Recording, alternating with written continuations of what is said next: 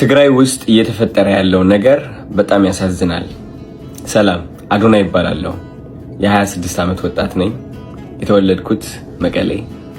ትግርኛ በደንብ ጥርት አድርጌ ማውራት እችላለሁ። ከትግራይ ጋር ለየት ያለ ግንኙነት አለኝ። የመጣሁበት የሚያኮራኝ ወጣት ነኝ። የመጣሁበት የማድረሳ ወጣት ነኝ። ባይገርማችሁ ይህ ዓመት እየጠበቅኩት የነበረው አንድ ትልቅ ነገር አለ። አሸንዳ ማለት ከበዓል በላይ ነው።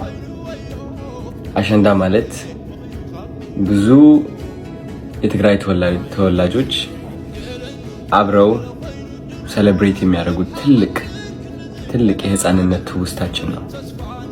አሸንዳ በጣም እየጠበቅኩት ነበር። እስካሁንም ነገሮች ሰላም ይሆናሉ ብዬ ጠብቄም ነበር። የትግራይ ወጣቶች በጣም ያሳዝኑኛል። ምክንያቱም ከማንም ፍጡር በላይ ተስፋ ያላቸው ወጣቶች ናቸው። ልክ እንደኔ።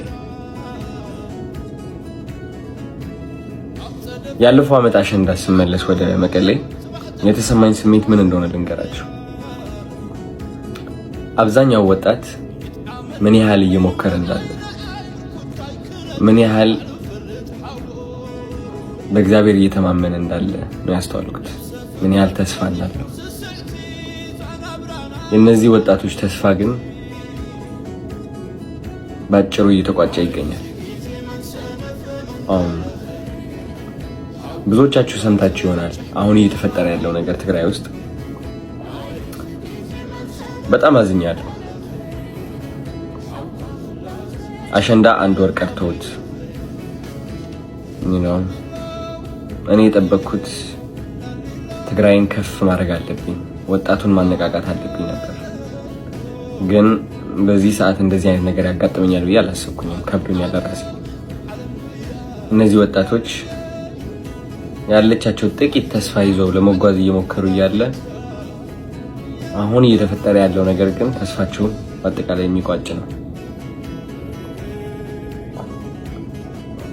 ውጊያ የእነዚህ ወጣቶች ጠላት ነው። አይናቸው ስመለከት፣ ፊታቸው ስመለከት ጀግንነት ይታየኛል። እነዚህ ወጣቶች ውስጥ ጀግንነት አያለው። ግን የማየው ጀግንነት የውጊያ ጀግንነት አይደለም። የማየው ጀግንነት የተስፋ ጀግንነት ነው። የሰላም ጀግንነት ነው። የመለወጥ ጀግንነት ነው። እነዚህ ወጣቶች ውጊያ መግባት አለባቸው ብዬ አላስብም፣ አላምንም። በዚህ ዘመን ውጊያ ወደ ኋላ እንጂ ወደፊት ሊወስደን አይችልም። እነዚህ ወጣቶች ይበቃቸዋል።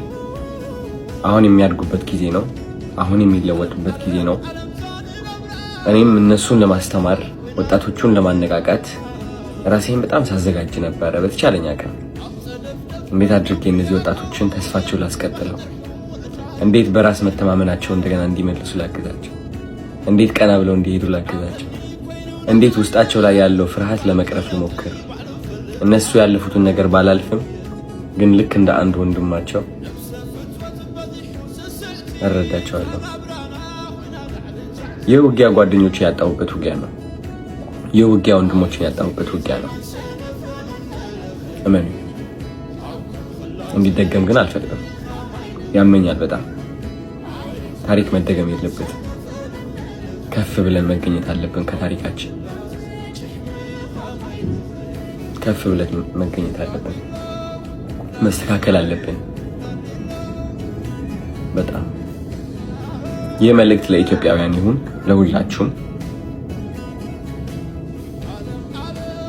ትግራይ ስትባል መሬት የምትመስላችሁ ከሆነ ተሳስታችኋል። ትግራይ ስትባል ብሔር የሚመስላችሁ ከሆነ ተሳስታችኋል።